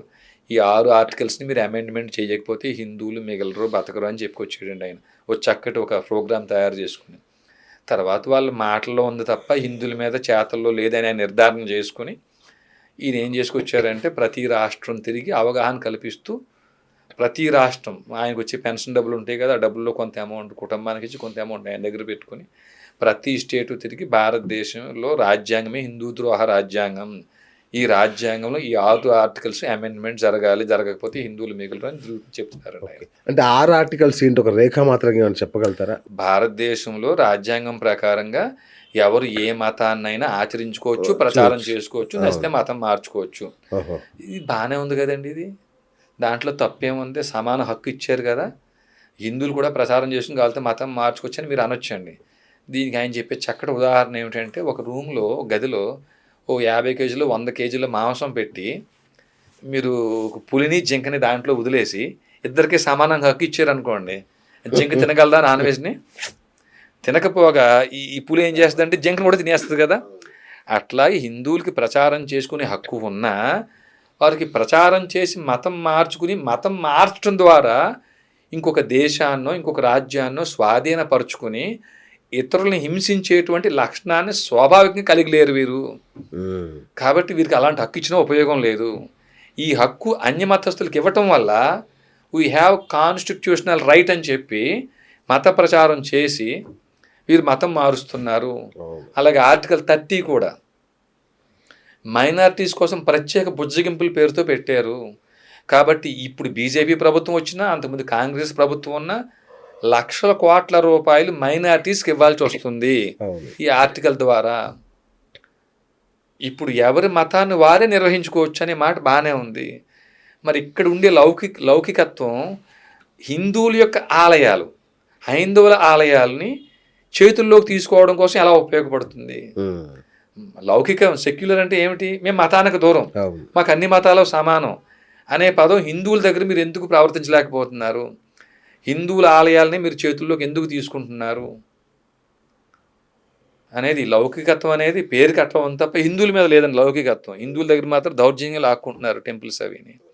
ఇప్పుడు ఇందాక మీరు చెప్పారు చూసారా, ఈ అన్నిటి కారణాల్లో హైందవుల ఆలయాలు హైందవుల చేతుల్లో లేకపోవడం కూడా ప్రధానమైన కారణమేనండి. మరి ఏం చేయడం కర్తవ్యం అంటే, సరే మీరు చెప్పిన చట్ట ప్రకారం అట్లా అనుకోవచ్చు. అక్రమ మసీదులు అక్రమ చర్చిలు కడుతున్నారు తిరుపతిలో. అక్రమమేముందండి? ఇందాక చెప్పాను కదా, దే హ్యావ్ రైట్. వారు రేపొద్దున సుప్రీంకోర్టుకి వెళ్ళి మాకు ఇక్కడ మసీద్కి పర్మిషన్ కావాలని అంటే వారికి కాన్స్టిట్యూషనల్ రైట్ ఆర్టికల్ 30 ఉందండి వారికి. అలాంటి రైట్ హిందువులకు లేదు. వాళ్ళకి రాజ్యాంగంలోనే ద్వారాలు తీసి పెట్టామండి వారి కోసం మనం చక్కగాను. కాబట్టి వారు అక్రమాన్ని సక్రమంగా చేసుకోవడం కోసం వారికి ఫండమెంటల్ రైట్ ఉందండి. ఆర్టికల్ 32లో సుప్రీంకోర్టులో కేసు వేయించండి వారు. ఇదే మనం వేసామనుకోండి, మనకు భారత రాజ్యాంగబద్ధమైన హక్కు లేదు కాబట్టి, మనకి ఫండమెంటల్ రైట్లో మనకు లేదు కాబట్టి మీరు పోయి మీ విష్ణుమూర్తికి చెప్పుకోండి అనే పదం వాడాడు లాస్ట్ టైం సీజే.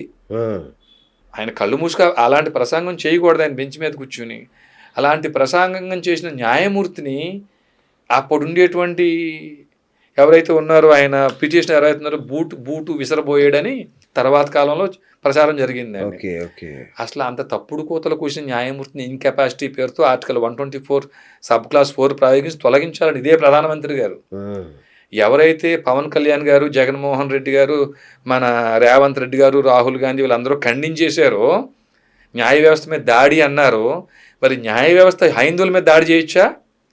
ఇన్కెపాసిటీతో వ్యవహరించిన న్యాయమూర్తి మీద ఆర్టికల్ 124 సబ్ క్లాస్ 4 వీరు ప్రయోగించుండు ఉంటే ఆ పిటిషనర్కి సూవిసిరి అంటే అవసరం కూడా వచ్చి ఉండకపోవచ్చండి ఆయనకి. కాబట్టి మన ప్రధానమైన సమస్యే మన నాయకులు, రాజకీయ నాయకులు అలాగే ఉన్నారని. నిన్నగాక మనం చూడండి, తమిళనాడులో తిరుప్పరకుండ్రం అనే ప్రదేశంలో ఏమంటారండి, 6 పడే ఆలయాలు అంటారండి. మురుగన ఆలయాల్లో 6 ప్రసిద్ధ ఆలయాలు అదొకటండి. అక్కడ ఆయన కొండ మీదే ఆయన జ్యోతి వెలిగించుకోవడం కోసం నేను చూశాను, ప్రత్యక్షంగా వెరిఫై చేశాను. అదంతా మురుగందే కొండ అంతా అని చెప్పేసి తీర్పిచ్చిన న్యాయమూర్తి మీద ఇంపీచ్మెంట్ ప్రొసీడింగ్స్ కోసం 125 మంది ఎంపీలు సంతకం పెట్టారటండి.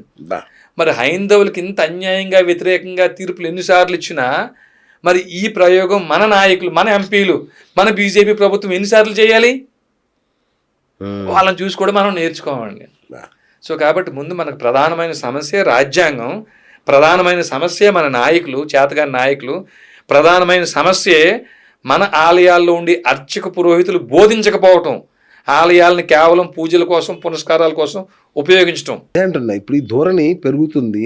సరే, మీరు మూలాల్లోకి వెళ్దాం అంటున్నారు, అది ఎప్పటికైద్దో నాకు తెలియదు. ఇప్పుడు కిమ్ కర్తవ్యం ఏంటి? కిమ్ కర్తవ్యం ఎట్ వన్స్, వెంటనే ప్రతి ఆలయాల్లో ఉండే అర్చక పురోహితులు వెంటనే బోధించడం మొదలుపెట్టి, ఇదిగో మనకింత అన్యాయం జరుగుతుంది, ఇమ్మీడియట్ గా చేయదగ్గ పరిష్కారమే. మన దగ్గర పూజల కోసం మాత్రమే కాదు, మనం కూడా చిన్న సైన్యాన్ని ఏర్పాటు చేసుకోవాలి మన రక్షణ కోసం.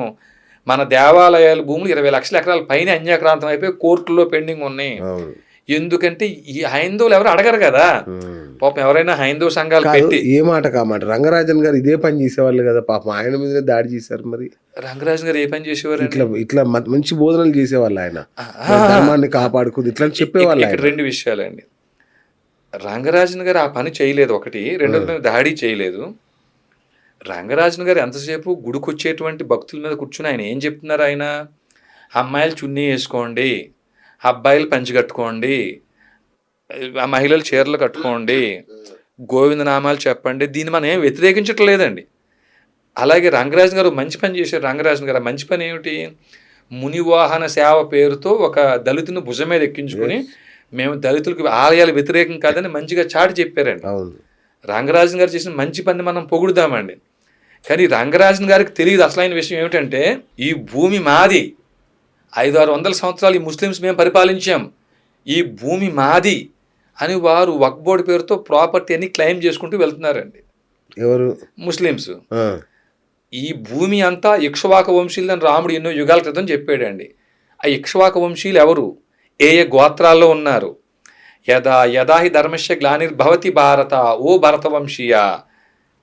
ఇండియా దట్ ఈజ్ భారత్ అని కాన్స్టిట్యూషన్ ఎలా అయితే ఉందో, భరతవంశీయుల పేరుతో భారతదేశం ఏర్పాటు అయిందని చెప్తున్నారో, ఆ భరతవంశీయుల ప్రస్తావన భగవద్గీతలో 4వ అధ్యాయంలో ఉందండి. ఈ భరతవంశీయులు ఏ ఏ గోత్రాల్లో ఉన్నారు, ఇక్ష్వాక వంశీయులు ఏ ఏ గోత్రాల్లో ఉన్నారు, భృగు వంశీయులు ఏ ఏ గోత్రాల్లో ఉన్నారు, ఈ చిలుకూరు పరిధిలో ఎంతమంది ఉన్నారు, అలాగే రెడ్డి, కమ్మ, కాపు, మాల, మాదిగ, బ్రాహ్మణ, ఈ వీళ్ళు అంటే శూద్రులు, బ్రాహ్మణులు, క్షత్రియ, వైశ్యులు కూడా గోత్రం ప్రకారంగా బంధువులవే, మన అందరూ బంధువులమే అనేటువంటి బోధన చేయటం ద్వారా ఐక్యత పెరుగుతుంది. ఇదిగో మా రాముడు ఎప్పుడో చెప్పాడు, ఇక్ష్వాక వంశీయులది భూమి, అందుకే ఇక్ష్వాక వంశీయులు ఈ గోత్రాల్లో ఉన్నారు, మాది భూమి అని చెప్పడం ద్వారా మనకు డిఫెన్స్ దొరుకుతుందండి మనకి.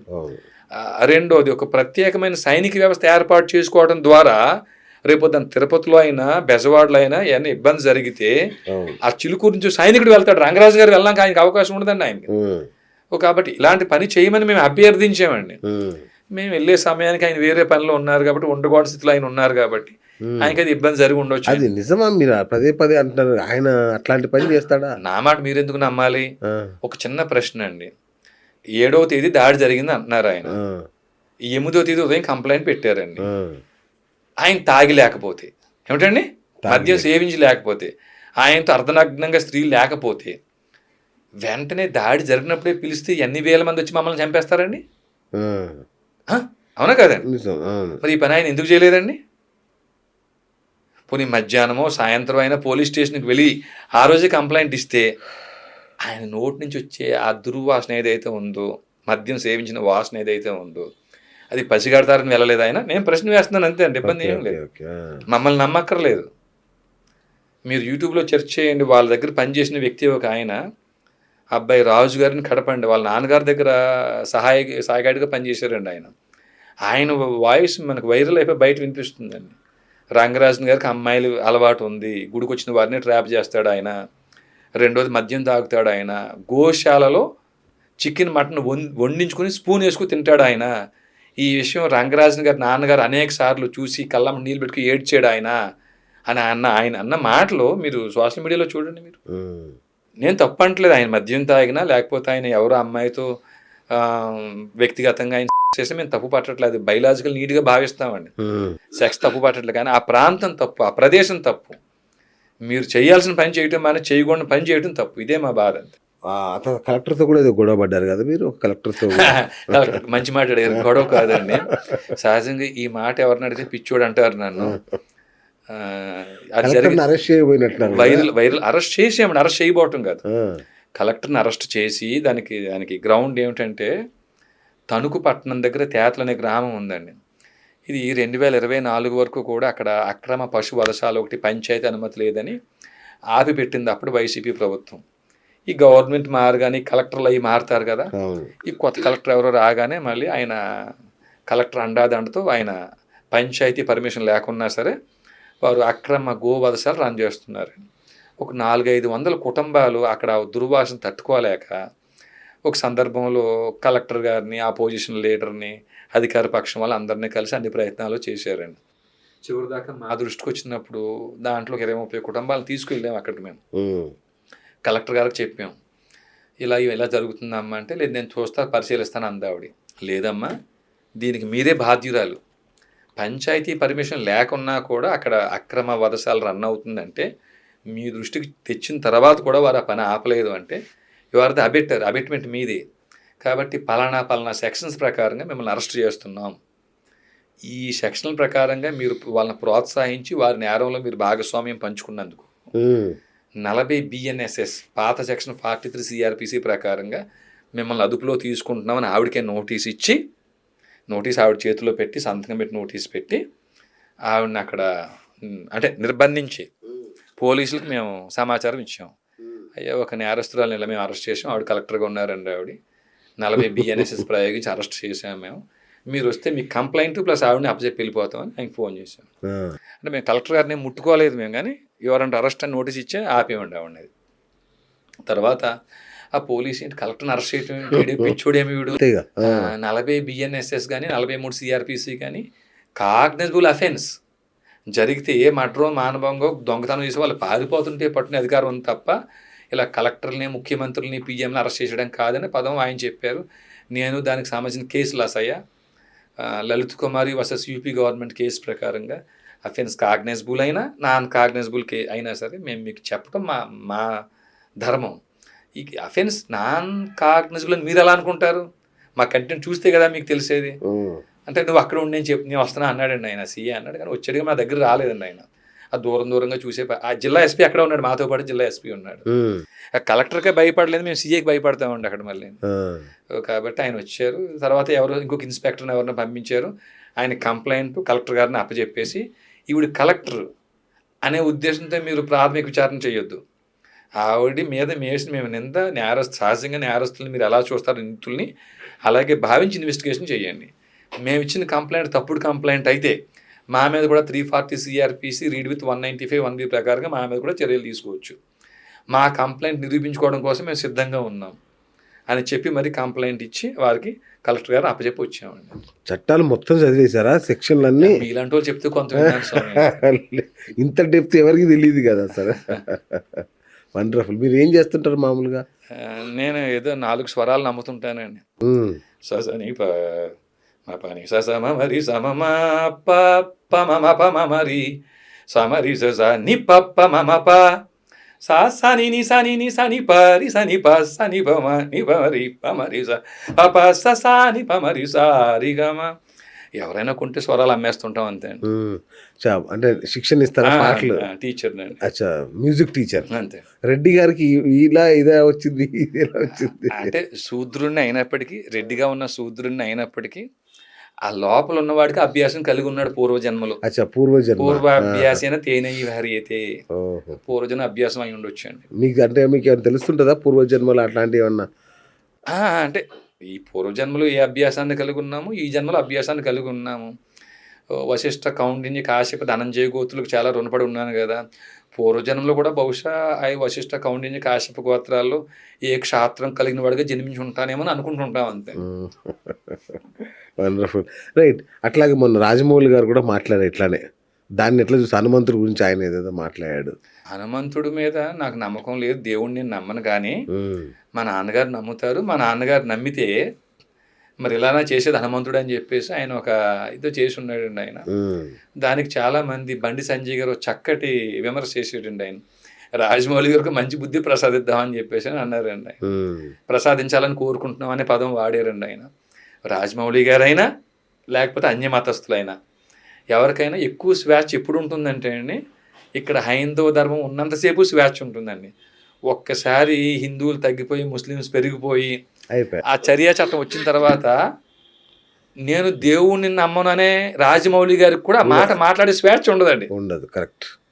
బాగా చెప్పారు. ఇప్పుడు రాజమౌళి గారు మేము ఒకే కాంపౌండ్ లో 4 years ఉన్నామండి. జేఎంఆర్ వైట్ లోటస్ లో 4th floor లో మేము, 3rd floor లో ఆయన. వ్యక్తిగతంగా చాలా మంచి వ్యక్తి, డౌన్ టు ఎర్త్ అండి. వారి మిసెస్ రమగారు కూడా చాలా మంచి వ్యక్తి, డౌన్ టు ఎర్త్ ఉండే వ్యక్తులండి వాళ్ళు. మొన్నటిదాకా అట్లనే ఉన్నాడు కానీ సక్సెస్ వచ్చాక మారిపోయాడు. అప్పటికే సక్సెస్ ఉన్నప్పటికీ వారు అలా ఉన్నారండి. కానీ వారు ఈ సంప్రదాయాన్ని పాటించే వారే. ఏమంటారు, వినాయకుడు చవితి వచ్చినా లేకపోతే దీపావళి వచ్చినా నాస్తికుడు అని చెప్పుకుంటాడు బయట.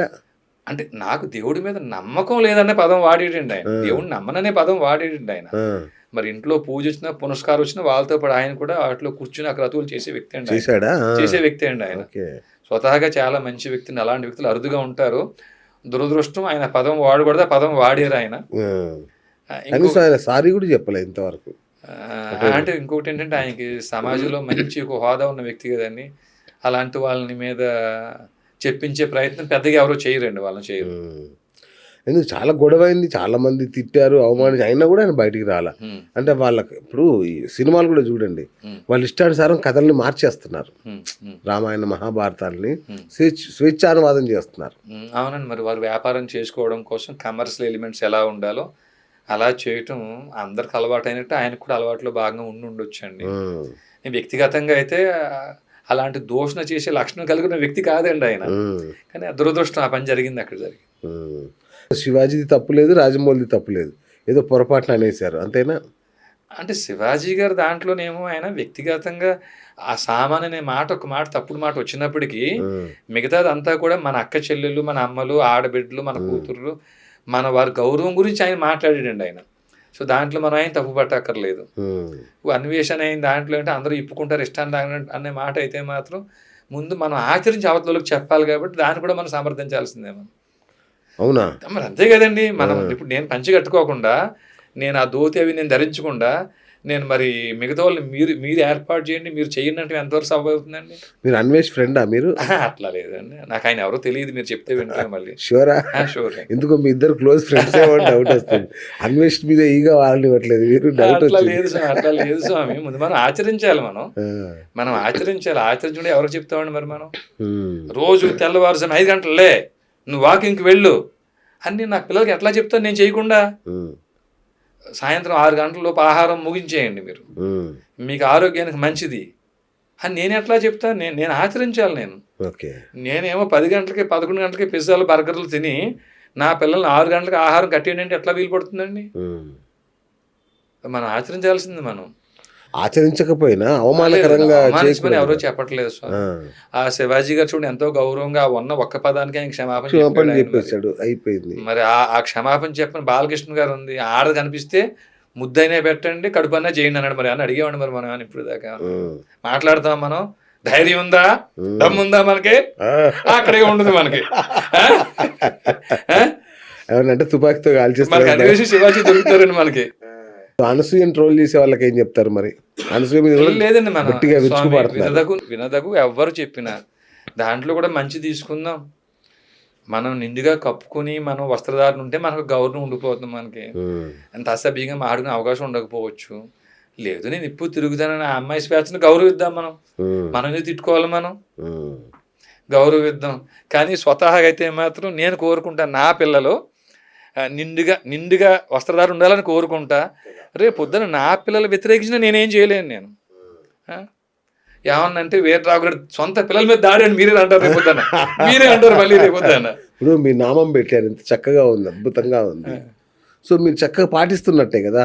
సరే మీరు ప్యాంట్ వేసుకోవచ్చు కాక. అవునండి, అవును. సో మీరు రేపొచ్చి పంచె కట్టుకుంటారా మరి? అంటే లేదా నాకు పంచుకట్టిన అలవాటు కూడా అప్పుడప్పుడైనా సంప్రదాయాల్లో చేసుకుంటాము. సంప్రదాయాలు అందరం చేస్తాము. కాకుంటే ఏమిటంటే రేపు పొద్దున ఇప్పుడు మీరు నన్ను తరిమేరు అనుకోండి, వాకింగ్ షూ వేసుకుని పరిగెట్టినాక నాకు ఈ ప్యాంట్ చాలా సులభంగా ఉంటుందేమో, ఇంత అలవాటు అయిపోయింది. రేపు పొద్దున ఆయన తరిమికి వచ్చాడు అనుకోండి, యుద్ధం ఎలాగే చేయలేము, క్షాత్రం లేదు కాబట్టి. శౌర్యం తేజో దుర్తులు దాక్షం విద్య చాపి పలాయనం దానం విసర భావచ్చ క్షాత్రం కర్మ స్వభావం లక్షణాలు లేవు కాబట్టి ఈ పరిగెత్తు పారిపోవడం కోసమైనా సులభంగా ఉంటుంది అనుకుంటున్నాం మేము. అంతే. అంటే మరి అన్వేష్ చెప్పాడు కదా అట్లా. అంటే ఇప్పుడు నేను అందుకనే నేను విమర్శించట్లేదు కదండి. అందరూ అమ్మాయిలు చీరలు కట్టుకోండి అని నేను అంటలేదు కదా. నేను ఎందుకు అంటలేదు? ముందు నేనే పంచి కట్టుకోలేదు. నేను ఎట్లా అంటాను ఆ మాట? నేను మీ పోరాటం ఎవరి మీద? ఇప్పుడు మంచి మాట అండి, మంచి మాట. ఎవరు తప్పు చేసినా, ఎవరు తప్పు మాట్లాడినా, ఎవరు ధర్మం తప్పినా వారి దుష్టులు అయితే ఆ దుష్టుల్ని శిక్షించాల్సిన వ్యవస్థ మీద. ఆ వ్యవస్థ ఏమిటి? జ్యుడిషియరీ వ్యవస్థ. తప్పు మీరు చేసినా నేను చేసినా శిక్షించాల్సిన బాధ్యత జ్యుడిషియరీదే. ఈ పని జ్యుడిషియరీ చేయట్లేదు కాబట్టి జ్యుడిషియరీ మీద ఆర్టికల్ 124 సబ్ క్లాస్ 4, ఈ 197 సిఆర్పిసి కానీ, కొత్త చట్టం 218 బిఎన్ఎస్ఎస్లు కానీ కేంద్ర రాష్ట్ర ప్రభుత్వాలు ప్రయోగించి ఆ న్యాయమూర్తులను తొలగించి జైలుకి పంపిస్తే సమాజంలో ఎవరైనా తప్పు చేయాలంటే భయపడతారు, తప్పు మాట్లాడాలంటే భయపడతారు. వ్యవస్థ అంతా శాసన నిర్మాణ వ్యవస్థ చేతిలో ఉంది. ఆ న్యాయ వ్యవస్థనైనా రాజ్యాంగైనా మార్చాల్సిన వ్యవస్థలు శాసన నిర్మాణ వ్యవస్థలు. అందులో కదా మార్పులు రావాల్సింది. మార్పులు ఉన్నాయి కదా స్వామి. ఒక తప్పుడు తీర్పు జడ్జిగా నేనే ఇస్తే, పనికిమాలిన తీర్పులు ఇస్తే, పోయి మీ విష్ణుమూర్తికి చెప్పుకోండి అని పనికిమాలిన కబుర్లు బెంచ్ మీద నేనే చెప్తే, ఇన్కెపాసిటీతో నాలాగా వ్యవహరించే న్యాయమూర్తులను తొలగించమనే కదా ఆర్టికల్ 124 సబ్ క్లాస్ 4 చెప్తుంది. ఇప్పుడు దాకా న్యాయమూర్తుల మీద ఆ చట్టాన్ని కేంద్ర రాష్ట్ర ప్రభుత్వాలు ఎందుకు ప్రయోగించలేదు? సహారా ఇండియా కేసు అంటే 13 కోట్ల మంది బాధితులు, ఒకళ్ళు ఇద్దరు కాదు మహాత్మా. 12 సంవత్సరాల నుంచి 3 లక్షల కోట్ల స్థిర చరాస్తులు సుప్రీంకోర్టులో ఫ్రీజ్ అయిపోయి ఉన్నా ఆ పనికి రాకుండా ఆ తీర్పులు ఇవ్వటంలో జాప్యం చేస్తున్నటువంటి ఆ న్యాయమూర్తులను తొలగించాల్సిన బాధ్యత ఎవరిది? కేంద్ర ప్రభుత్వాన్ని. ఆర్టికల్ 124 సబ్ క్లాస్ 4 ప్రయోగించమని చెప్తున్నాం మనం. వారు ఆ పని చేయకపోతే పని చేయమని అడగడం కోసమైనా మనం వ్యవస్థీకృతం అవ్వాలి. ఊరుకు ఒక్కరి చెప్పిన ఏర్పాటైనా, ఎస్ మీరు ఈ పని చేయకపోతే మేము చట్టాన్ని మా చేతుల్లో తీసుకుంటాం. కలెక్టర్ గారి మీద 43 సిఆర్పిసి 40 బిఎన్ఎస్ ప్రయోగించినట్టు మనమే తీసుకెళ్ళి వాళ్ళ పోలీస్ స్టేషన్లో అప్పచెప్తాం మనం. అందరికి మనమే యజమానులు అండి. పోలీసులకి, న్యాయమూర్తులకి, ఈ రాజకీయ నాయకులకి యజమానులు మీరు మనమే. కరెక్ట్. ఏం చేస్తుంది ఇప్పుడు రామరాజ్యం సంస్థ? ఆ యజమాని పాత్ర గుర్తు చేయటంలో భాగంగా ప్రత్యేక సైనిక వ్యవస్థ నిర్మాణం చేయటం కోసం రామరాజ్యం పనిచేస్తుంది. సైనిక వ్యవస్థ రెడీ అవుతుందా? అవుతుందండి, అవుతుంది. ఎంతమంది అయ్యారు ఇప్పటి వరకు? అంటే ఊరికొకరు అవ్వాలని కోరుకుంటూ తిరుగుతున్నామండి. చాలా మంది స్పందించి సిద్ధమై ఉన్నారు. ఇప్పుడు నా మాటల ద్వారా కూడా చాలా మందికి చేరొచ్చు. ప్రతి ఊర్లోండే అర్చక పురోహితులు కానీ ఊరికొక సైనికుని ఏర్పాటు చేసి అతని సైనికుడి పోషణ ఆ ఊరే చూసుకునేటట్టు కానీ ప్రోత్సాహం చేస్తే నెల రోజుల్లోనే మనకి 2 రాష్ట్రాల్లో 27,000 మంది సైన్యం అయిపోతాం. ఆ సైనికులు ఏం చేయాలి? తిరుపతిలో ఇబ్బంది జరిగిందండి, లేకపోతే విజయవాడలో జరగవచ్చు. ఎక్కడైనా బయలుదేరి రావడం కోసం సైన్యం ఉంటుంది కదండి. 2-3 వేల మంది వచ్చినా ఒక భరోసా ఉంటుంది కదా, మాకు సైన్యం ఉందని భరోసా ఉంటుంది కదా. సో ప్రొటెస్ట్ చేయడం, యుద్ధం చేయడం కాదు, ప్రొటెస్ట్ చేస్తే సరిపోతుందండి. ఇప్పుడు మనం వెళ్ళి ఎవరిని పొడిచే అక్కర్లేదు, ఎవరిని కట్టే అక్కర్లేదు. ఉదాహరణకి ఇక్కడ రాజకీయ నాయకుడు ఈయన తప్పు చేశాడు, ఈయన ఇది మాకు ఆధారాలు ఉన్నాయి, ఆ ఇన్స్పెక్టర్ గారు మీరు ఆయన మీద కేసు ఎందుకు పెట్టలేదు? ఆ కేసు పెట్టిన మీ మీద 43 సిఆర్పిసి కానీ 40 బిఎన్ఎస్ఎస్ కానీ మేము ప్రయోగిస్తే మీకు ఇబ్బంది అవుతుంది కదా అని అడిగే వ్యవస్థ ఉందనుకోండి, ఇలా దారిలో ఉంటారండి. రాజకీయ నాయకులు ఏ పార్టీ అయినా, అన్ని పార్టీలు వారి యొక్క స్వలాభం కోసం పనిచేస్తున్నాయి కాబట్టి ముందు ఈ పబ్లిక్ సర్వెంట్స్ని ఒక దారిలో పెట్టడం కోసం మనం వ్యవస్థీకృతం అవ్వాలని పనిచేస్తున్నాం సార్. రైట్. ఫైనల్గా మన ప్రేక్షకులకు ఏం చెప్తారు ఈ తాజా వివాదాల మీద? ఇదైతే బిఎస్ గారి ద్వారా మేము చెప్తున్న 4 మా విన్నపం ఏమిటంటే, హిందూ మతం మీద దాడి జరుగుతున్నా, లేకపోతే ఎవరైనా రకరకాల తప్పుడు కూతలు కూసినా, హిందువుల్ని బట్టలు ఇప్పి ప్యాంట్లు జిప్పులు విప్పదీసి హిందువులను కన్ఫామ్ చేసుకుని మరీ చంపేస్తున్నా, అన్నిటికీ ఒకటే కారణం ఏమిటంటే అండి, అన్యమత ప్రార్థనా మందిరాల్లో జరుగుతున్నటువంటి ఐక్యత కోసం, వారి మతాల విస్తరణ కోసం జరుగుతున్న బోధన మన ఆలయాల్లో జరగకపోవటం, మన ఆలయాలు కేవలం అర్చనలకి పూజలకి పరిమితం అవ్వటం.